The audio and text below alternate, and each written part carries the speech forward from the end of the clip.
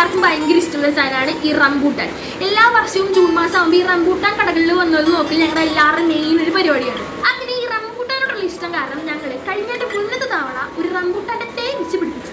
ഇനി റംബൂട്ടാൻ നമ്മുടെ വീട്ടിൽ നിന്ന് പറിച്ച് കഴിക്കാനോ എന്നുള്ളൊരു നെക്സ്റ്റിന്റെ പുറത്താണ് ഈ റംബൂട്ടാൻ്റെ തൈ വെച്ച് പിടിച്ചു. അങ്ങനെ 1 വർഷം കഴിഞ്ഞു, 2 വർഷം കഴിഞ്ഞു, നമ്മൾ നമ്മുടെ പറമ്പിലുള്ള ബാക്കിയുള്ള എല്ലാ ചെടികളെക്കാട്ടും സ്നേഹവും പരിപാലനവും ഒക്കെ ഈ റംബൂട്ടാൻ്റെ ചെടിക്ക് കൊടുത്ത് വളവും വെള്ളവും ഒക്കെ സമയത്തിന് കൊടുത്ത് അതിനെ വളർത്തി വലുതാക്കി.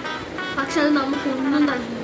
അതിങ്ങനെ ഇങ്ങനെ കുറേ വളർന്നു പോയെങ്കിലും നമുക്ക് കുറച്ച് പ്രതീക്ഷ വന്നിട്ട് അവൻ പോയി ഗൈസ്. അങ്ങനെ അതിൻ്റെ ഡിസപ്പോയിൻമെൻറ്റിലാണ് ഞങ്ങൾ കുറച്ച് നാളുണ്ടായത്. പക്ഷെ ഞങ്ങളായിരുന്നു തളർന്നില്ല ഗൈസ്. ഞങ്ങൾ ഈ വർഷം അതും പരിസ്ഥിതി ദിനത്തിന് അന്ന് തന്നെ റംബൂട്ടാൻ്റെ പുതിയൊരു ചെടി കടയിൽ പോയി മേടിച്ച് അത് വെച്ചിട്ടുണ്ട്.